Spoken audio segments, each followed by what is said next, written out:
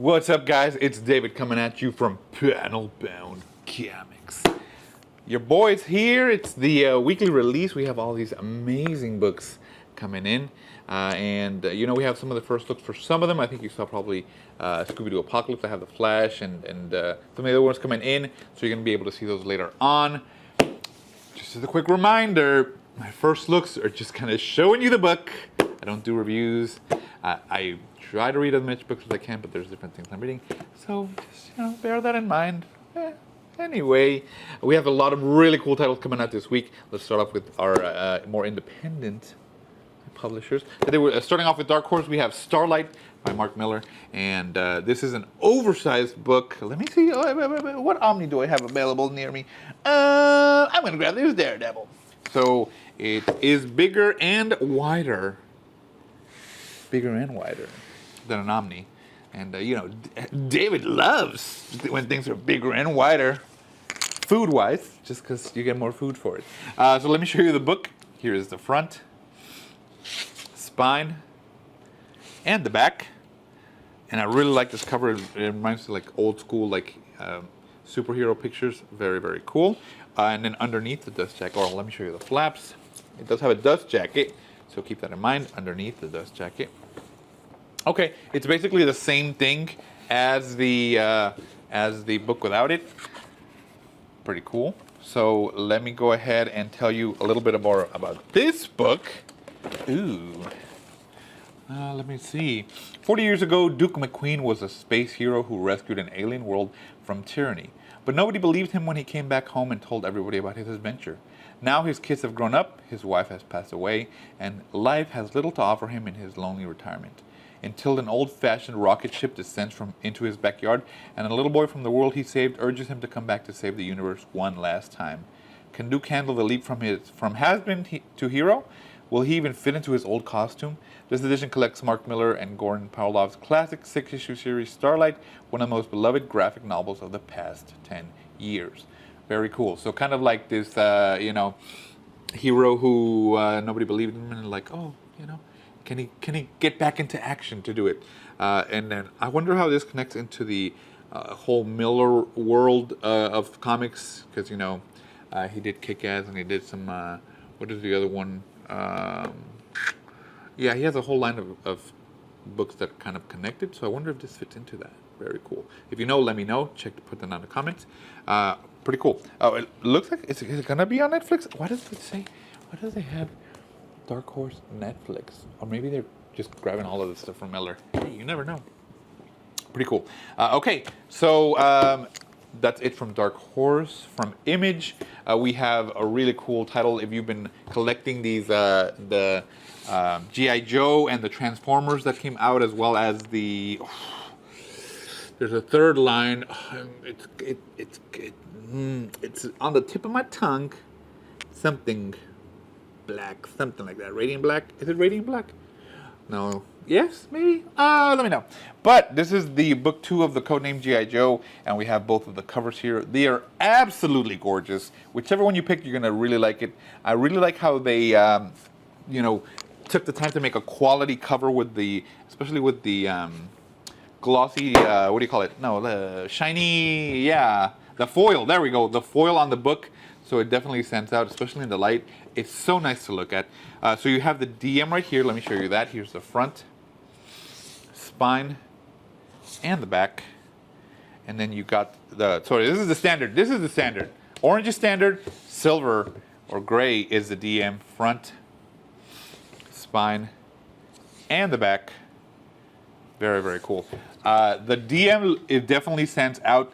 I kind of like the standard just because of the orange. I think the orange pops really well, but I think the artwork on this is much better. I like this character better. So let me tell you a little bit more about this book. Experience the epic origins of G.I. Joe and Cobra like you've never seen them before. Shanna Scarlett O'Hara takes on the most dangerous black ops missions of her career to uncover if her long-lost friend Jinx is an ally or a follower of the mysterious Storm Shadow and Clan Arashikage.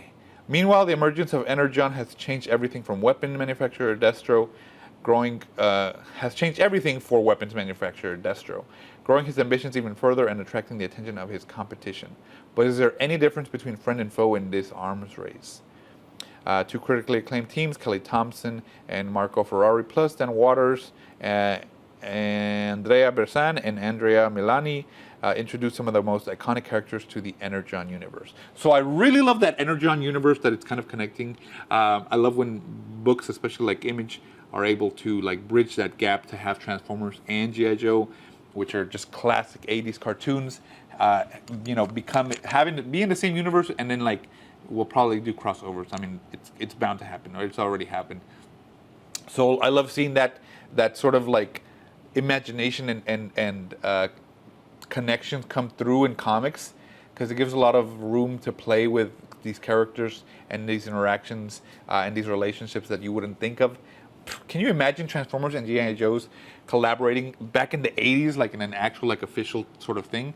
That would have blown my mind as a kid. You kidding me? And now you get to see that in the books? That's so cool. So really cool that this is coming out. Let me know which of these two you prefer. Like I said, I like this DM. That's just my pick. But I like the orange on the standard. Very cool. Okay, so then that's it for the indies. Moving into the big two from DC, we have two really cool omnis. This is starting off with Scooby Apocalypse Omnibus. Now I did a first look on this one. It came out a little bit ago. We got a little bit earlier. They've been going like hotcakes. So if you haven't gotten it, definitely think about getting it. It looks like it's a really fun read. A lot of people who've read it, who I've asked, they're like, it's fun. It definitely puts your favorite characters into situations that you kind of want to see. Like, I've always thought to myself, what if they really faced a real monster? How would they act? So you get to see that. Let me show you the book. Here's the front, spine, and the back. Very cool. Artwork looks on point. The characters are definitely glowed up on some aspects, like Shaggy with that twirly and makes me want to grow that too. Hey, why not?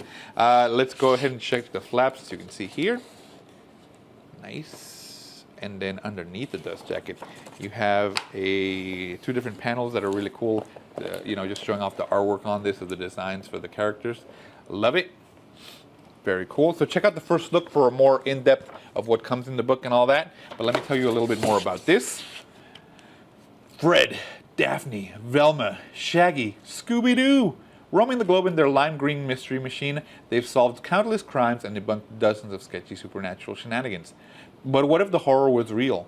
Something terrible has transformed our world, turning millions of people into hordes of monsters. And only 5 people, 4 and 1 mangy mutt, have the smarts, the scales, and the sheer crazy courage to stare down doomsday.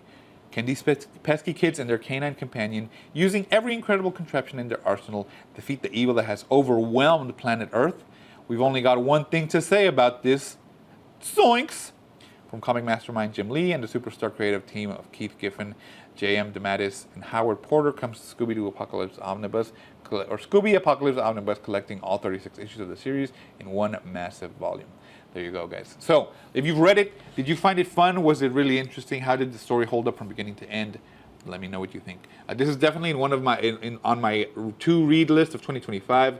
Let me know what you're currently at. I actually have a list of all the stuff I read this year, so I'm actually going to show that off later at the end of the year, just to kind of, like, whoa, 2025, what a great year. But yeah, this one's definitely on my list. I'm going to read this for sure. All right.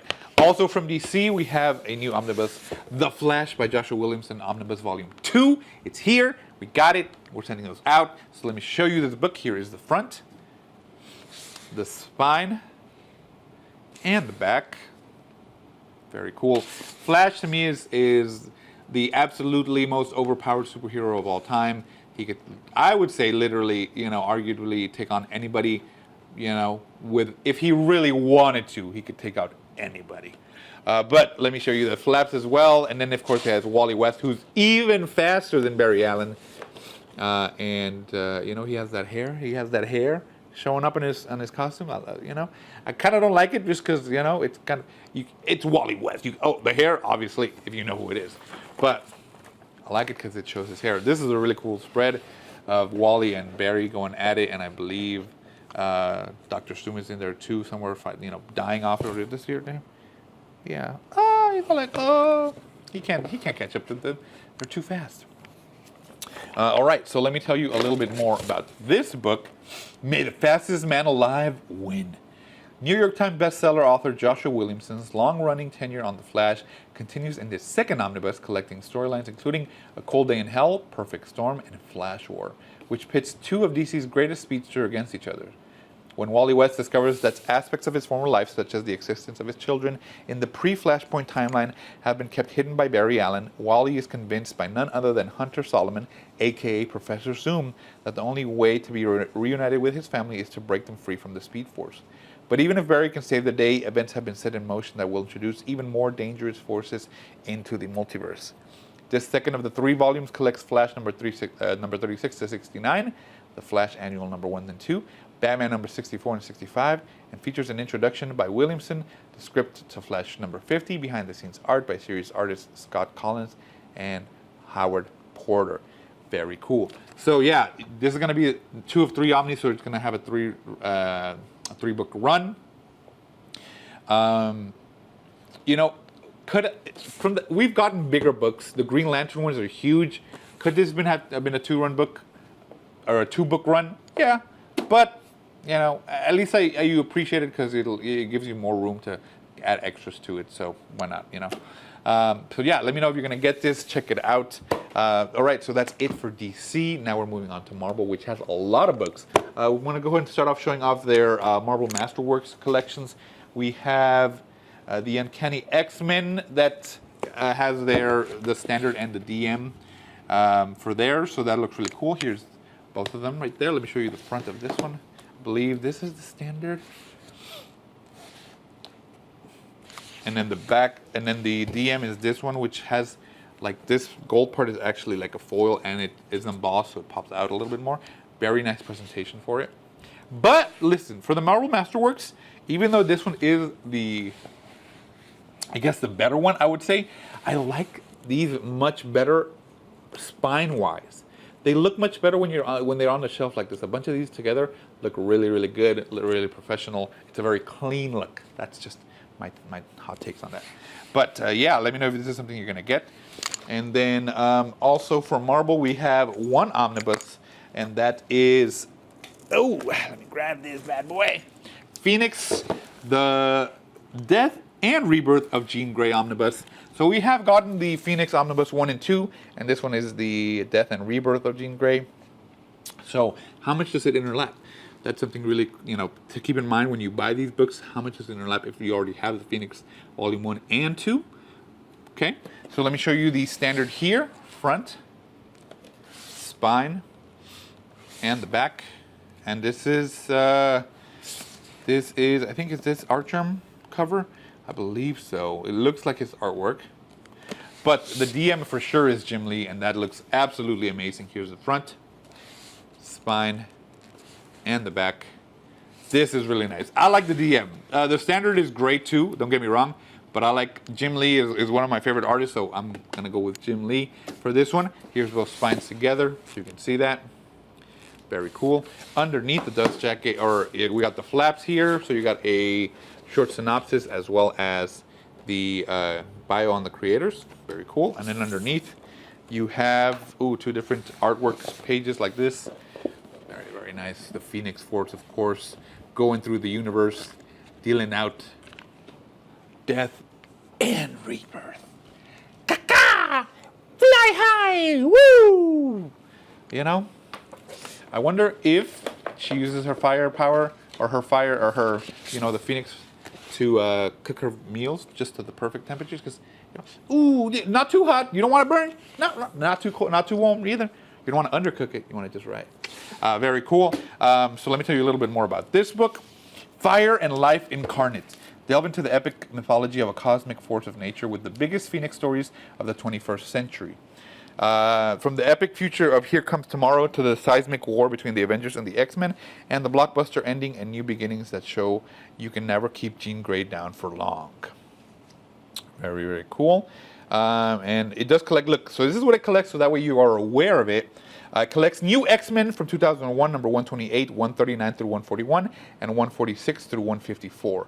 X-Men Phoenix End Song number 1 through 5, X-Men Phoenix War Song number 1 through 5, Avengers vs. X-Men number 0 through 12, Jean Grey. So you get Avengers vs. X-Men 0 through 12. You also get Jean Grey from 2017, number 1 through 11. Generations, Phoenix and Jean Grey. Phoenix Resurrections, The Return of Jean Grey, number 1 through 5. And Materials from Point 1 from 2011, number 1. So it does jump around a little bit. As you can see, you get not only from X-Men and versus Avengers versus X-Men, also from X-Men, from Phoenix. So yeah, it'll definitely, if you've been collecting omnibuses like you have the Avengers vs. X-Men, you're gonna double dip on that. So keep that in mind when you get this. But let me know if which of the covers you like the most, or if this is something you're gonna get. So that's pretty cool. All right, and let me move these books because there's a lot of them. This next one is freaking cool. It's so cool. I have to shut up. Okay. I don't want to bug my letter. All right. And then last but not least, from Marvel, we have a really, really cool release. We are looking at the Marvel Archive edition of the Secret Wars number 0 through 12, I believe. Did I say 0 through 12? 1 through 12. 1 through 12. Now, these archive editions are kind of like, they're not as big as Taschen, but they're definitely much bigger than an Omni. So look, this is the Flash Omnibus. As you can see, you have like almost like 1.5 inches lengthwise, almost 2 inches here on the top. So it's bigger, it's better. The quality on this is amazing, and you're collecting one of the most iconic events from Marvel, and it has 3 different covers, 3 covers. So you definitely, any of them that you pick, you're gonna love it. So here is the standard one right there. You also get this bad boy right here. I like that one. That one's really nice. And then, of course, my pick of the 3 covers is the Galactus one. And they all look amazing. Just, thumbing through it, and of course, this is the first look of it that I'm going to get later.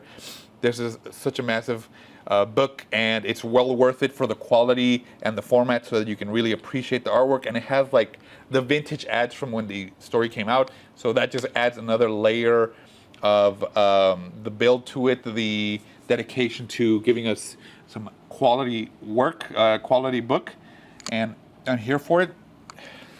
Now, this is actually really cool or interesting to me. So this is the standard here. This DM, which is the this cover, not the Galactus cover, has a different spine. And I'm talking about completely different, but the other DM has almost the exact same one as the standard, just of course with the bottom character change, which is usual for the DMs. It's usually the spine almost always stays the same, but this one is completely different. The different background, different font and all that. It does stand out really well. It's easier to read. I just found that really interesting. I just wonder why they picked that for the design on it. But check out the first look on these. On this one, it's really cool. Let me just tell you a little bit more about this. The greatest comic book crossover of them all, boldly represented in its original form. Drawn from Earths across the stars, the Marvel Universe's greatest villains and heroes are set against one another by the mysterious and unbelievably powerful Beyonder, with the winners promised the ultimate prize. But as battle lines are drawn, new alliances are forged, and old enemies clash. One among them is unwilling to settle for anything less than godhood. Can even the combined might of the Avengers, Spider-Man, the Hulk, and the Fantastic Four and the X-Men prevent Doctor Doom from becoming the most powerful being in the universe? Featuring shocking twists and turns, including the debut of the new Spider-Woman, a major status quo change for the Thing, and the origin of Spider-Man's alien costume. And it collects, of course, Marvel Superheroes Secret Wars number 1 to 12, Facsimile edition, and it's like, again, this format is insanely cool. Check out the first look just for more detail on it. I think it's really cool. If you're a fan of the big events and just a higher quality format, this is something you definitely want to check out. If you get a chance to go and see it in person, definitely do that. I think it's well worth it for the story itself. Again, it reminds me just like an Absolute from DC, which collects the main story and some additional extras, but the quality build on it is much higher, so you definitely appreciate the artwork and just the talent and dedication that went into the book. So this one is worth it for that. So there you go, guys. Those are the releases for this week. We're moving into September. Well, halfway through September already. Almost done with September, actually. So the week or the year is going by so fast. Let me know which of these you're picking up, if any, and which covers. I really hope you guys have a great rest of your month. I'll see you guys in the next one. Check all of this out at Panelbound Comics. This is David, out.